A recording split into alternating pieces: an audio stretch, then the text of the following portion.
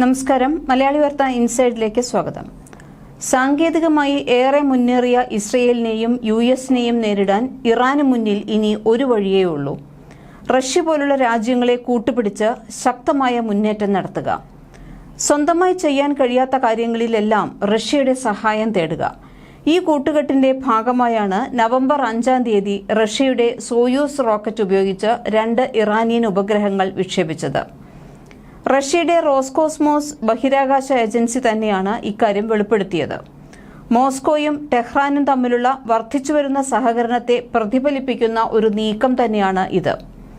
ഇറാന് നൂർ, Khayyam, pars 1 എന്നീ ഉപഗ്രഹങ്ങൾ ഉൾപ്പെടെ നിരവധി ചാര ഉപഗ്രഹങ്ങളുണ്ട്.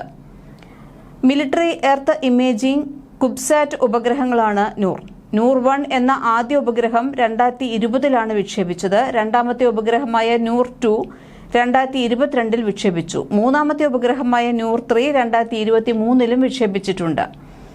ഖയ്യാം എന്നുള്ളത് 650 കിലോഗ്രാം ഭാരമുള്ള ഉപഗ്രഹമാണ്. ഭൗമോപരിതലത്തിൽ നിന്ന് 500 കിലോമീറ്റർ ഉയരത്തിലാണ് ഭ്രമണം ചെയ്യുന്നത്. സർക്കാരിനും സിവിലിയം ആവശ്യങ്ങൾക്കുമായി ഭൂമിയുടെ ഉപരിതലത്തിൽ നിന്ന് ചിത്രങ്ങളും വിവരങ്ങളുമാണ് ഇത് ശേഖരിക്കുന്നത്. പാർസ് 1 എന്ന ഉപഗ്രഹം റഷ്യ 2024-ൽ വിക്ഷേപിച്ചതാണ്. ചമ്രാൻ 1 എന്നത് ഗവേഷണ ഉപഗ്രഹമാണ്. ഇതുൾപ്പെടെ മറ്റു ഉപഗ്രഹങ്ങളുമെല്ലാം തന്നെ ഇറാൻ വിക്ഷേപിച്ചിട്ടുണ്ട്.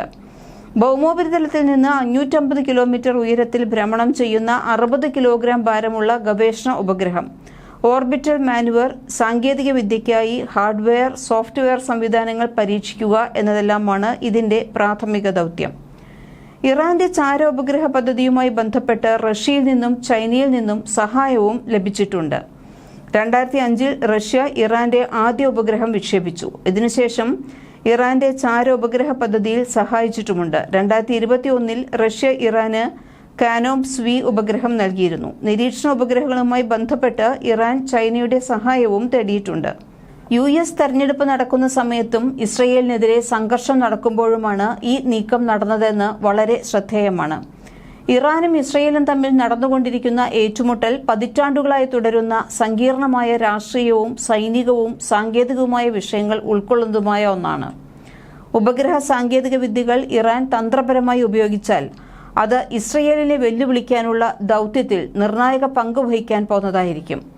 ഇറാന്റെ ഉപഗ്രഹശേഷിയും ബഹിരാകാശ സംവിധാനങ്ങളും അവരുടെ പ്രതിരോധ നീക്കങ്ങളെ കാര്യമായി സ്വാധീനിക്കുകയും ചെയ്യും.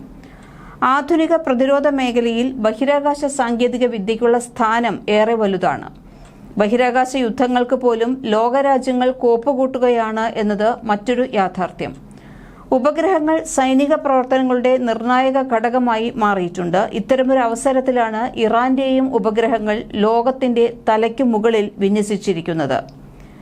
ഇറാന്റെ സാറ്റലൈറ്റ് പ്രോഗ്രാം ഭൂഖണ്ഡാന്തര ബാലിസ്റ്റിക് മിസൈലുകൾ വികസിപ്പിക്കാൻ ഉപയോഗിക്കുന്നതാണ്. അത് നിലവിൽ ഇറാനല്ല, തങ്ങളുടെ ബഹിരാകാശ പദ്ധതി സിവിലിയൻ ആവശ്യങ്ങൾക്ക് വേണ്ടിയാണ് എന്നാണ് ഇറാൻ പറയുന്നത്. എന്നാൽ ഒരു സിവിലിയൻ പ്രോഗ്രാമിന്റെ മറവിൽ ഇറാൻ സൈനിക സാങ്കേതിക വിദ്യ നിർമ്മിക്കുന്നുവെന്ന് അഭ്യൂഹം ശക്തമാണ്. അതുപോലെ ആണവായുധ നിർമ്മാണം ഇറാൻ നിഷേധിച്ചിട്ടുണ്ട്. എന്നാൽ ഇന്റർനാഷണൽ അറ്റോമിക് എനർജി ഏജൻസിയും US രഹസ്യാന്വേഷണ ഏജൻസികളും പറയുന്നത് ഇറാന് 2003 വരെ സജീവമായി തന്നെ സൈനിക ആണവ പരിപാടി ഉണ്ട് എന്നായിരുന്നു. മിഡിൽ ഈസ്റ്റിലെ നിലവിലെ പ്രതിസന്ധിയിൽ സംയമനം പാലിക്കാൻ ഇറാനോടും ഇസ്രയേലിനോടും റഷ്യ ആവശ്യപ്പെട്ടിട്ടുമുണ്ട്. 1 ദശലക്ഷത്തോളം റഷ്യൻ വംശജർ താമസിക്കുന്ന ഇറാനും ഇസ്രയേലും തമ്മിൽ വ്യാപകമായ യുദ്ധമുണ്ടായാൽ ഇറാനെ പിന്തുണയ്ക്കാൻ റഷ്യ എന്തു ചെയ്യും എന്നതാണ് വ്യക്തമല്ലാത്തത്.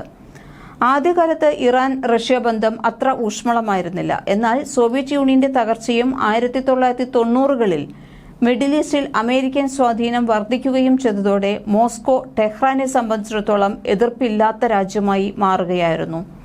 ഇറാന്റെ ആണവ പദ്ധതിയെ റഷ്യ സഹായിക്കുകയും US-ന്റെയും സഖ്യകക്ഷികളുടെയും സാമ്പത്തിക സൈനിക സമ്മർദ്ദങ്ങൾക്കെതിരായ പരസ്പര പ്രതിരോധത്തിന് അനുയോജ്യമായ പങ്കാളിയായി കാണുകയും ചെയ്തിരുന്നു. US-ന്റെയും സുന്നി മുസ്ലിം രാജ്യങ്ങളുടെയും പിന്തുണയുള്ള ജനകീയ കലാപത്തിൽ നിന്ന് സിറിയൻ പ്രസിഡന്റ് ബാഷർ അൽ അസാദിനെ രക്ഷിക്കാൻ റഷ്യയും ഇറാനും ഒരുമിച്ച് പ്രവർത്തിച്ചതോടെ സഹകരണം കൂടുതൽ ആഴത്തിലുള്ളതായി മാറി. യുക്രൈനിലെ യുദ്ധവും ഇറാനെതിരായ പാശ്ചാത്യ ഉപരോധങ്ങളും ഈ വിന്യാസത്തെ കൂടുതൽ ആഴത്തിലാക്കുകയും ചെയ്തു.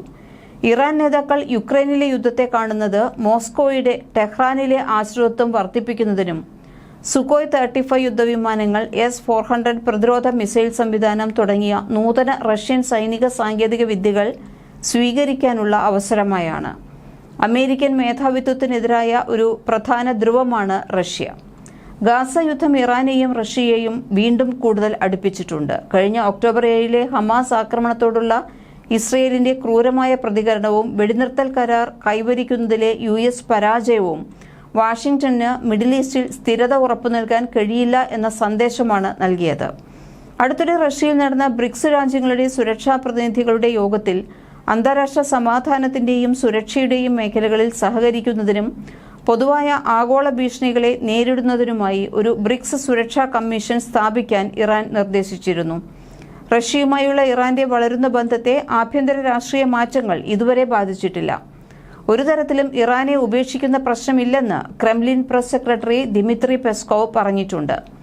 ഇറാനും ഇസ്രയേലുമായി നല്ല ബന്ധം പുലർത്തുന്ന അപൂർവം രാജ്യങ്ങളിൽ ഒന്നാണ് റഷ്യ. ഇറാൻ അമേരിക്കയുടെ പക്ഷം ചേരാതെ റഷ്യ സൂക്ഷിക്കും. കാരണം അമേരിക്കൻ പക്ഷത്തുള്ള ഇറാൻ ആണവശക്തിയുള്ള ഇറാനേക്കാൾ റഷ്യയ്ക്ക് അപകടകരമാണ്. കരിങ്കടൽ മുതൽ പേർഷ്യൻ ഉൾക്കടൽ വരെ അമേരിക്കയ്ക്കെതിരായ ഐക്യമുന്നണി ഉണ്ടാകുന്നത് റഷ്യയ്ക്ക് ശക്തി പകരും. പാശ്ചാത്യ രാജ്യങ്ങളുടെ ഉപരോധ ഭീഷണി നേരിടുന്ന രാജ്യങ്ങളാണ് ഇറാനും റഷ്യയും. മലയാളി വാർത്ത ഇൻസൈഡ്.